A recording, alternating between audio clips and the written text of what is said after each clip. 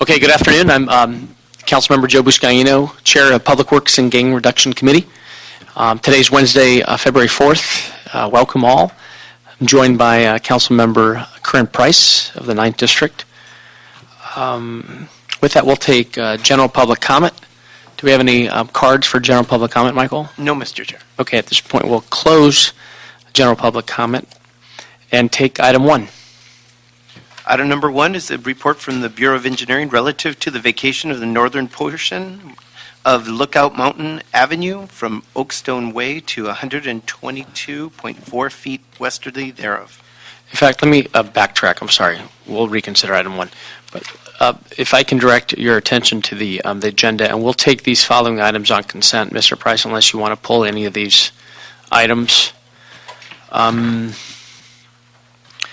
5. And just note for the record, we have representing Hollywood Chamber of Commerce, Sue Ebert, who's here in support of item 5. We'll just note and file her card. We'll also take on consent items 7, 8, and 10. Are you okay with that, Mr. Price? Okay, that'll be the order. Without objection. And now let's go to item 1. Would you like me to read that back? You can read that back into the record, yes. So item number 1 was a report from the Bureau of Engineering relative to the vacation of the northerly portion of Lookout Mountain Avenue from Oakstone Way to 122.4 feet westerly thereof. Okay, I believe we held this for CD4, which I believe needed to remove a condition. If I can ask both Mr. Yu to come forward and representing CD4, Jonathan Brand, come forward, please. Thank you and welcome.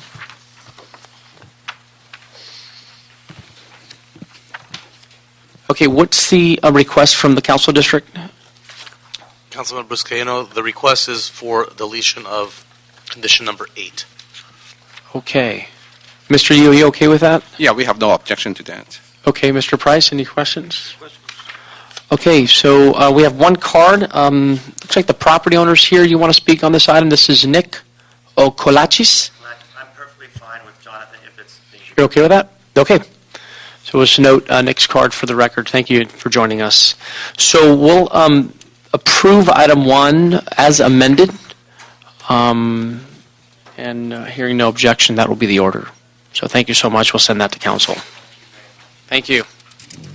Kolachis, that's a Greek? Greek. Papadakis. Thank you very much. Of course, thank you. Come down to San Peter. We have some great Greek food down there. Okay. Are you Greek? I'm Italian. We're cousins, I'm sure, somewhere down the line. We're related somewhere. Italians, Greeks, same thing. Nice try. Okay. Let's take item number 2, please. Item number 2 is a report from the City Attorney and Ordinance relative to amending sections 61.162, 62.163, and 62.169 of the Los Angeles Municipal Code to allow landscaping, including the planting of edible plant materials within the parkway portion of the street in an area zoned for residential use. Okay, I'm going to ask Mr. Gutierrez from Bureau of Street Services to come forward and tell us a brief overview of this item, how it came about, and what does this draft ordinance accomplish moving forward. Good afternoon, Mr. President. Robert Gutierrez of the Bureau of Street Services. This ordinance basically, or this change to the is an amendment to the municipal code to allow edible landscapes to be installed in the public right-of-way in the parkways without any permits or without any permit fees. Got it. That's in the gist. That's the intent. Any concerns or revisions from BSS that they'd like to see moving forward? No, I believe our staff has been working with the city attorney, and we're comfortable with the language. As far as edible plant materials, does that include medical marijuana? No, it does not. It specifically mentions Specifically? plants. Yeah. Okay. And if we look at ordinance, this what specifically cites residential parkway landscaping guidelines that are to be adopted by the Board of Public Works. And do we know if the Board of Public Works, if they've adopted these just yet? What we did is we adopted a set of guidelines back in 2010 to try to accommodate the changing culture and how a lot of people are replacing their lawn to conserve water and to reduce maintenance. We have already guidelines in place that we're trying to pursue, or that have been approved by the Board of Public Works. Okay. Once we have this language approved, then we'll be able to modify those guidelines to. What's the timeline on approving the language? The actual modification of the guidelines will be fairly quick. It's just the Bureau's action. What may take a while may be actually printing the documents. We have about 3 different forms of the document, and we distribute them to different council offices and different public agencies that distribute the information. We'll be able to put it on our website relatively quickly after that. I appreciate that. Thanks for that. I'm just recently just joined by Councilmember Gil Cedillo. Thanks for joining us, Mr. Cedillo. This Dennis Gleason, my policy director, came across this fairly impressive pamphlet from the city of West Hollywood.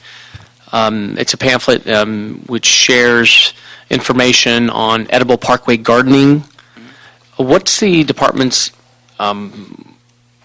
what's their strategy on the community outreach and letting folks know that once this is approved by council, this will be, residents in the city will be able to plant edible plants in their parkway?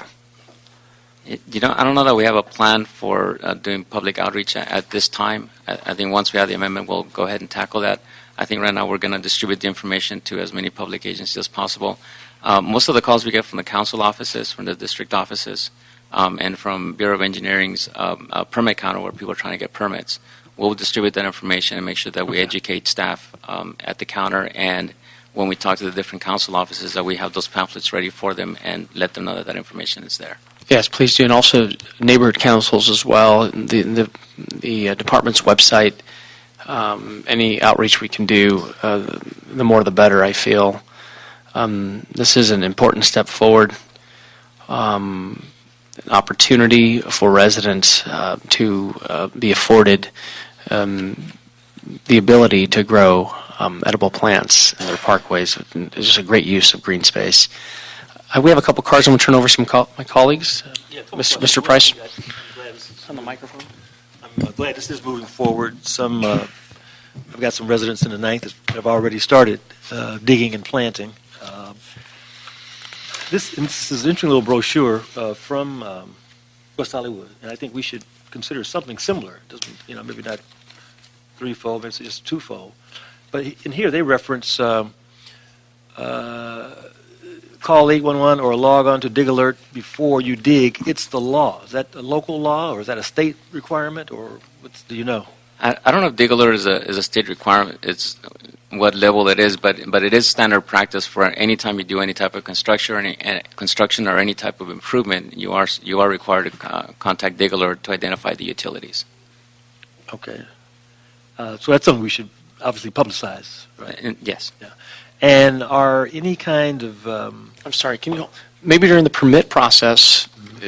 That's a piece that they can educate the residents when they file the permit. Well, we'll have to include that and make sure that gets noted, because the point of this pamphlet, the Residential Parkway Guidelines, is that they no longer need to get a permit, so they can actually just do the implementation without having to deal with city staff. And are there any kind of fencing or guards, railing that's required? No, that's not the intent at this time, and that hasn't been. That's not something we're contemplating. We're strictly dealing with the landscaping. Just make it easy. Yeah. All right. Thank you. Thank you, Mr. Price. Mr. Cedillo? So, have you vetted this with the city attorney in terms of liability? Now we're removing a permit, making it permissive. It seems that in some respects we're inviting the public onto a median on a highway, and so it seems to raise questions of liability. What happens if people get hit to and from, or that they have accidents on those areas? Then who has liability? Who's invited them? Who's responsible? Yes, the original council motion requested that both the city attorney and the Bureau of Street or the Department of Public Works analyze the recommendation and the proposals. The actual draft ordinance that's before the committee now, it was actually drafted by the city attorney's office in collaboration with our staff. Okay. Is the city attorney here? I believe he is not. Okay. I'd like to hear from the city attorney. Anyone here from the city attorney's office? Can someone ring this? I do know our Ron Olive is, I'm sorry, not Ron Olive. Ted Jordan is out of town on a depot. Unless we can hold this, Mr. Cedillo, if you'd like, until we get a report back from the city attorney. Would you prefer that? Sure. So let's do this. Let's continue this until our next scheduled Public Works Gang Reduction Committee meeting, and at which point we'll have questions answered by the city attorney's office. You okay with that, Mr. Price? Okay, we have one speaker card on this, Anisha Hingoram. Was I close? Yeah. Okay. All right. Thank you. Welcome. Thank you. Thanks Good for joining us. afternoon. Yeah, good afternoon, council members. My name is Anisha Hingorani with the LA Food Policy Council. Our organization facilitates the Urban Agriculture Working Group, a broad coalition of over 200 urban farmers, gardeners, anti-hunger, food justice, and open space advocates committed to increasing food growing opportunities in the city of Los Angeles. And for the past 2 years, we've been working with city leaders to legalize parkway planting, and we commend the city today for bringing us one step closer by updating the municipal code to allow for edible planting in parkways. The city is supporting residents in their ability to access fresh, affordable, nutritious produce, stretch their food dollars, conserve water, and create livable and vibrant streets and neighborhoods. We'd like to thank you all and also Councilmember Wesson for driving the edible parkways issue home, and we hope to see an affirmative full city council vote soon. We also want to see the second part of the motion advance forward, which asks relevant city departments to list surplus vacant property for use for community gardens. And I think that together we can look forward to creating a more vibrant, greener, and healthy Los Angeles. Thank you for your time. Thank you. I've benefited from our local community gardens from my parents who plant and bring vegetables to my house and fresh tomatoes. Sometimes I have to turn them away because they just keep coming and coming, and they're very active, my parents, at a local community garden in San Pedro. But I respect Mr. Cedillo's concern of making sure that we don't get tied up in any type of litigation as we move forward on this, because we're all supportive of it. But let's wait till we get some feedback from the city attorney's office. Very good. Thank So you. we'll hold this, Michael, in committee until we get a report from Mr. Jordan. Thank you, Mr. Chair. Okay. Okay, next item. Item number 3 is a communication from the mayor relative to the request for authorization to negotiate and execute a contract with the Advancement Project to implement the Los Angeles Violence Intervention Training Academy. Great. Ann Tremblay, thank you for being here. And you'll be joined by Ms. Fong and Ruben Wilson. Yes. Good to see you. Good to see you. Welcome. Thank you. We finally come to this, right? We've been waiting for this contract. And tell us a little about the process and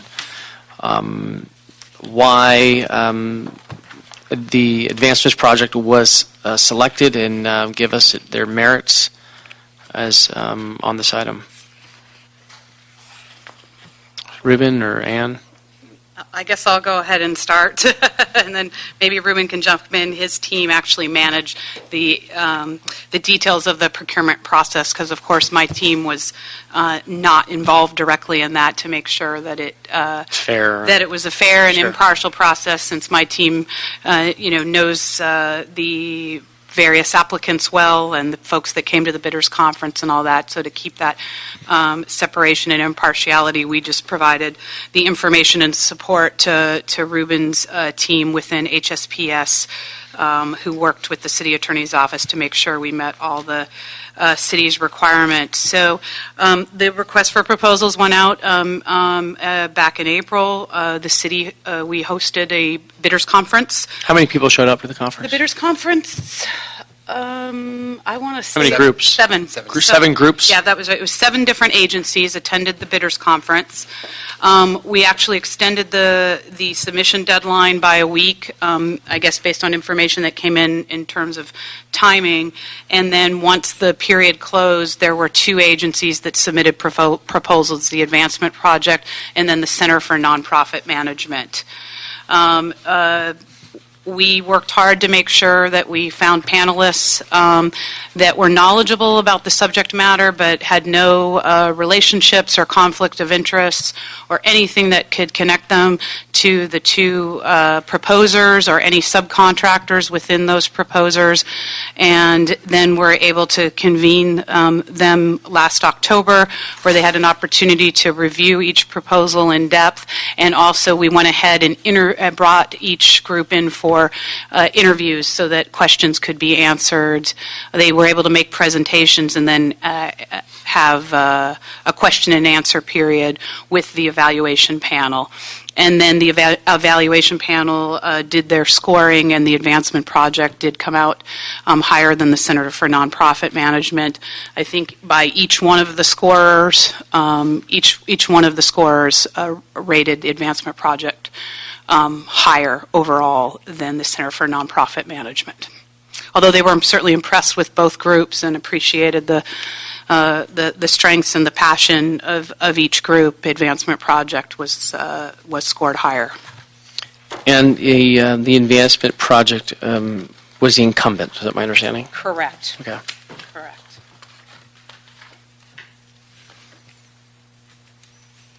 Well, we need to overall look at, I think, what you do to rate their performance in the past, and I can understand why they were awarded this based on our gang homicides and our relationship with the gang intervention workers between the police department and the foot soldiers on the ground responding on a nightly basis to gang incidents across the city of Los Angeles. I'm okay with this. I would seek approval and ask my colleagues to give thoughts, comments, or may even have questions moving forward. Of the item? If I just may add one part of the process, just to make sure that you're aware, we Ruben's team did hold a conference call with Center for Nonprofit Management afterwards to answer their questions about the process, and they did have that conference call, and they did not make any sort of appeal, but we did try to make it an open discussion with them so they could know what the evaluators saw as strengths and weaknesses, so that moving forward they would have that information if they were looking to apply in the future for this or similar contracts. Do you foresee these types of agencies even working hand in hand, shoulder by shoulder work as far as on a citywide approach? I mean, we're talking about a regional strategy now, even more so with Sheriff Jim McDonald, who embraces gang intervention work now throughout the county. Yes, I see some very positive signs. We talked about that before. Right. Now that Sheriff McDonald is actually in place, there's been some movement on meetings. I just had a call with Deputy Chief Green earlier this week. He's Right. out on a leave. He had Right. some surgery. Sorry, I'm telling everybody that. That's but, fine. yeah, he might not like it. But anyway, so he's working hard from home on just that. We just had that conversation about I've been on the phone with him as well. of bringing everybody together just in that regard. And just looking forward, just with this Levita contract, with fresh eyes of me, Ruben and his team, as well as some new folks that have come into GRID, because we have had some folks move on to other opportunities. Some new folks have come in with fresh eyes and different experience. Just in terms of moving forward with this contract that Advancement Project, with your approval, will go forward.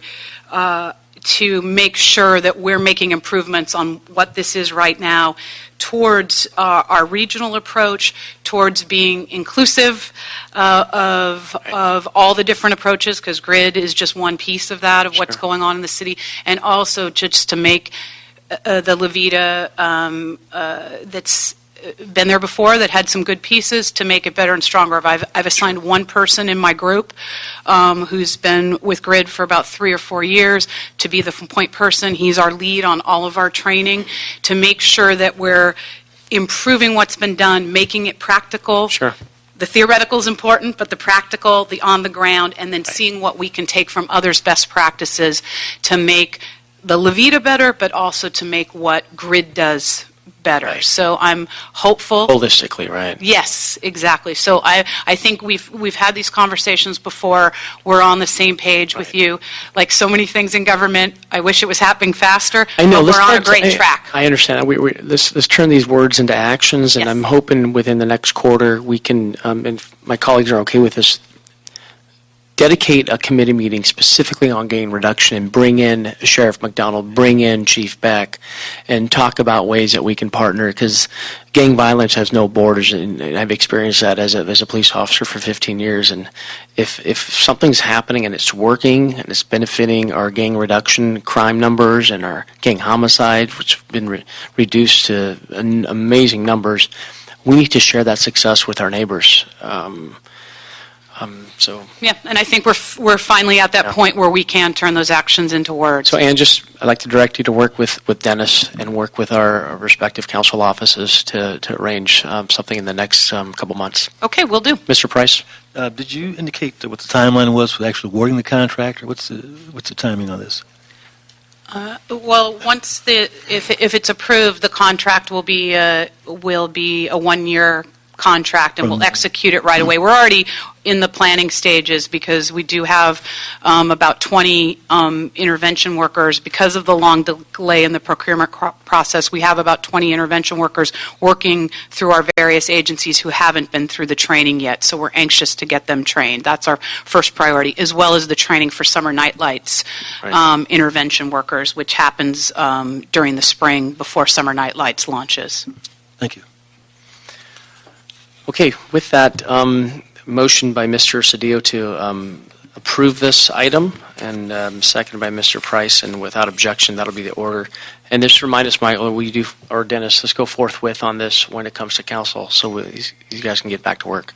Terrific. Really appreciate it. Thank you so much. Good work. Mr. Chair, there's a CAO report on file. Oh, that's right. Do you wish to adopt the CAO report? So the CAO, colleagues, contains an instruction that would authorize 2 1-year options for renewal. Do we have any objections to that? Objections. No objections. That will be the order. We'll adopt this as amended.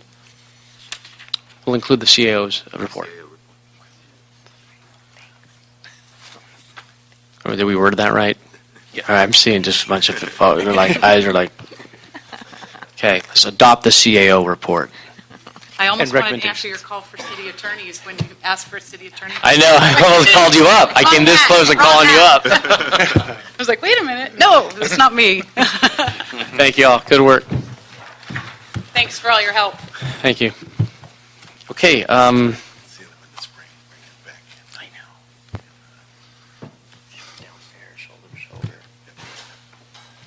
Okay, item number 4.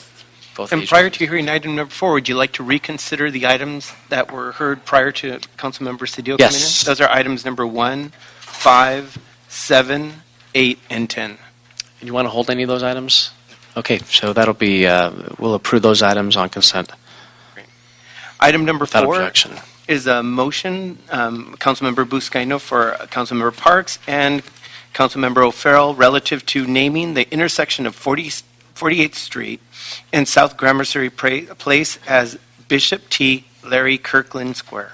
Great. We have a card on this item. If I can please call up Noel. Palis? Palais. Soccer player. No, that's a... Hardly. Okay, yeah. Wasn't there a famous soccer player? Yes. That's not... Okay, that's not you. No, bring it Okay, you have an amendment to this item? Yes, sir. Okay, go ahead. Good afternoon, council members. My name is Noel Palais, Councilmember Parks.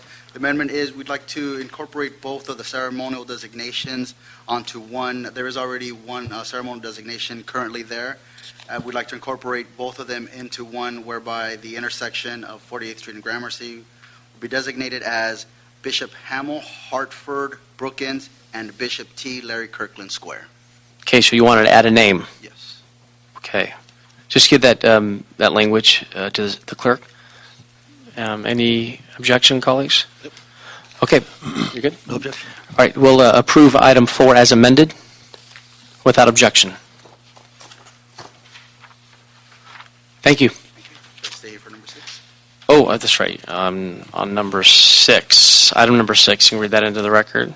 Item number 6 is a motion from Councilmembers O'Farrell for Parks and Councilmember Martinez relative to amending the council action of May 25, 2005, to also name the intersection of West 78th Street and Belung Avenue as Angela Marie Evans, Cheryl Ann Price, and Stephanie Pauline Buchanan Square. Okay, Noel's back, representing Mr. Park's office. You have another. Street? Excuse me, sir? Is that the right street? Is it 78 or 79? That's the right street, 78th. 78? Yes. I'd like to amend it to include the pastor's son, Pastor Frederick Kenneth Price Jr., in the list of designees, of honorees, I'm sorry. Any relation, Mr. Price? No relation. Very good. Okay, we'll approve item 6 as amended without objection. Thanks, Noel. Thank you.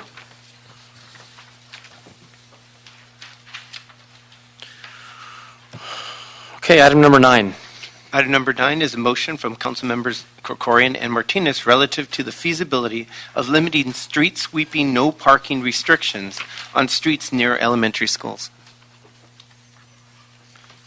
This is a common sense motion by Mr. Krikorian. I want to applaud his efforts and Ms. Martinez for being for seconding this motion. So my understanding is city residents and families close to schools, specifically elementary schools, getting complaints of restricting parking near these types of schools that hinder parents' opportunities to pick up and drop off their children going and coming from school. So I want to ask the Street Services to come. Is that Mr. Gong? Yes. Thank you. Give us an overview on, one, how the Street Services Bureau develops street sweeping routes and how much of the city receives regular street sweeping. Thank you. Councilmember Buscaino, Councilmember Price, Councilmember Cedillo, thank you for having me. Chi Meng Gong for the Bureau of Street Services. I am the Division Manager of the Street Maintenance Division. In short, it basically means pothole trucks and motor sweeping. As far as I know, the Bureau, the routes most of them were conceptualized and put on paper many decades ago. I think the last one was around 1996. And the ones before that, some were back from, I'm told, maybe as early as the 60s. So, with that being said, the routes are, to make it as efficient as possible, we normally have one motor sweeper operator can run through somewhere between 3 and 4 of these restricted parking routes on any given day. They're set up so that at the end of, say, an 8 to 10 restricted route, you would move right into a 10 to 12. From there, move right into a 12 to 2. And so they're pretty Can we busy. change the timing on these routes? I believe the language. That was calls for at least that's what it calls for, at least I believe a half hour. I think they want to begin until after 8:30. Right. I do want to say that. Is that feasible? It is for the most part, and we've actually gotten some schools have been brought to my attention where they said, man, we have all kinds of parents dropping off. We have little kids running around. And I've also spoken to my staff, the operators actually, and they said, man, we know that, and we love to be out of their way. So out of safety concern, they don't want to be around high schools where we have kids learning how to drive, and then going around elementary schools where we have little kids trying to cross the street. They don't know sweepers coming by. Sure. So they intentionally avoid those. They actually make it a point of waiting for the coast is clear before they go back and sweep that.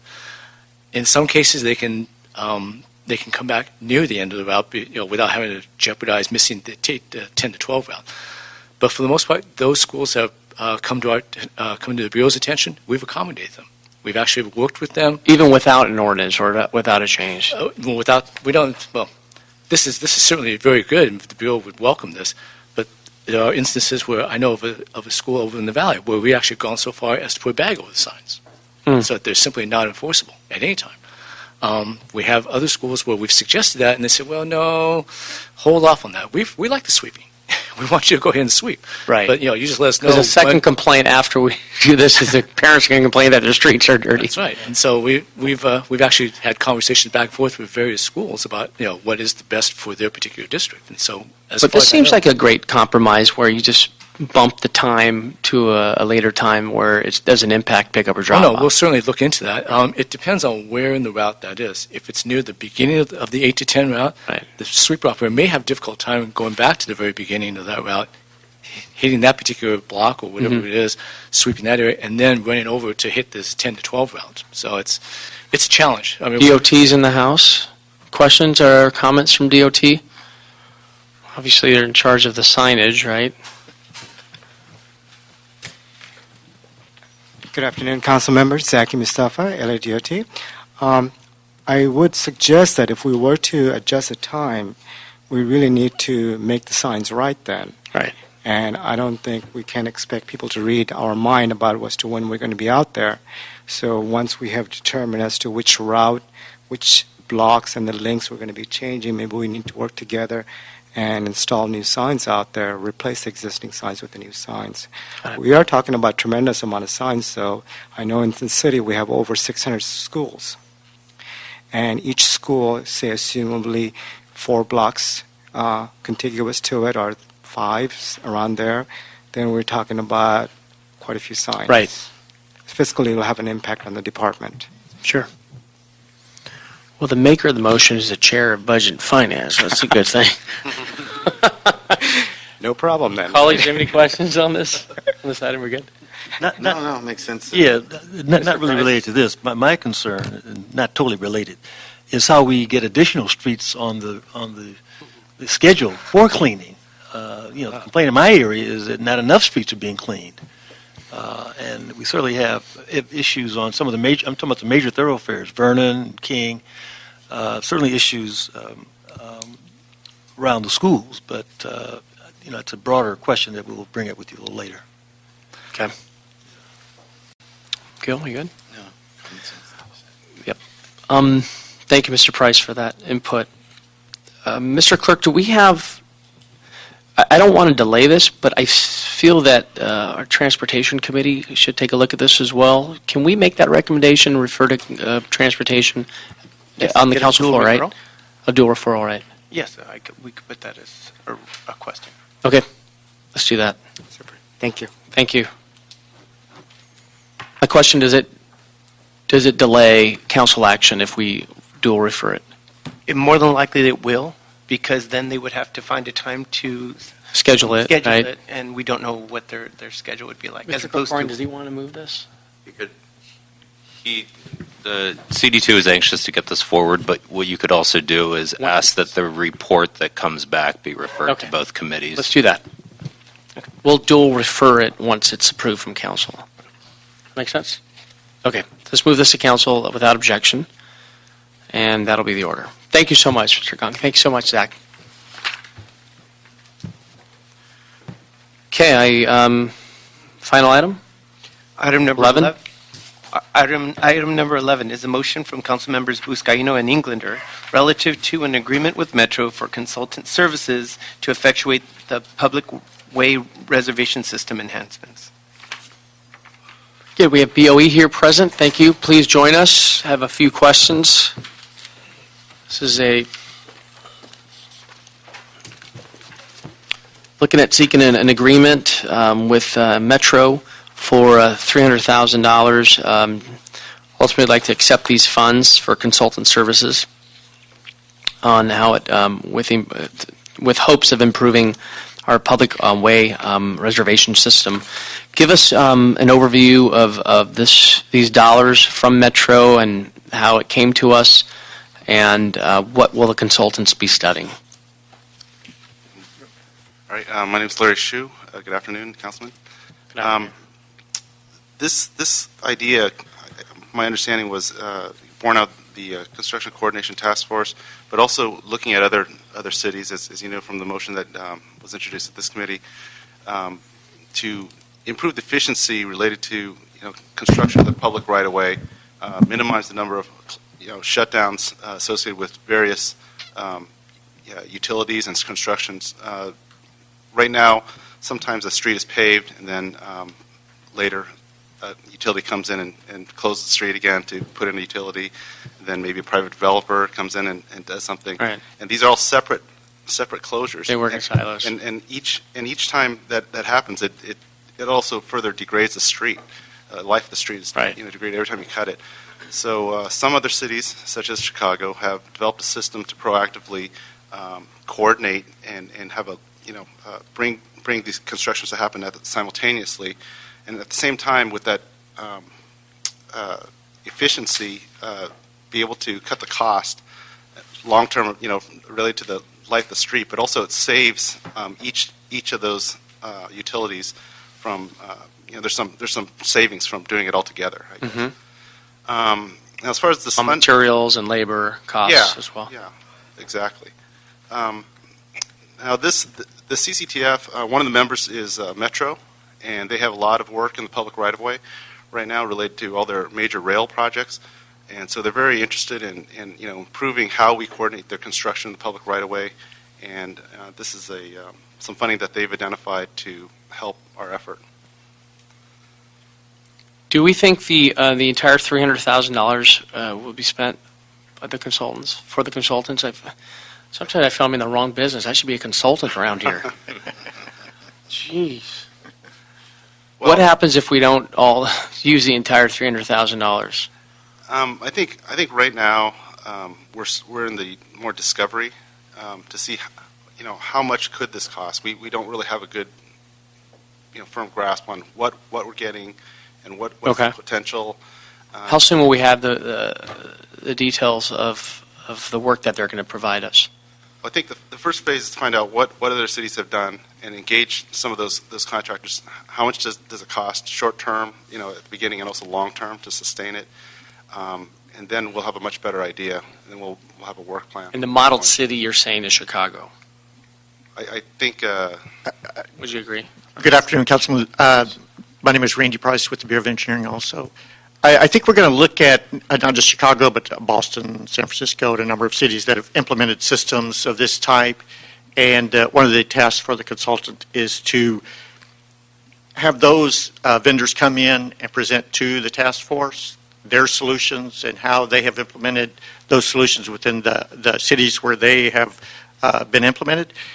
And also have the consultant present other alternatives to that, other choices that the city may have. And then the task force will look at those solutions and the cost that the city might have to bear for those solutions and come up with a recommendation of the best way to coordinate activities within the street. And these are dollars, again, allocated already by Metro. It's been blessed by the board. I think they're not done with that process. And the action that we take here in committee would ultimately agree to accept these dollars? I think it authorizes the city engineer to execute an agreement with MTA Metro, and then to accept those funds and apply them to this project. So. Okay. Colleagues? Questions? Good. You good? Good. Makes sense. I would just ask that you keep staff abreast of the progress being made here, and we will, without objection, approve this item. So thank you so much. Thank you. Okay. I think that concludes our agenda. Thanks, Michael. We already opened and closed general public comment, and with that, we'll adjourn. Thank you all, and we'll see you next time.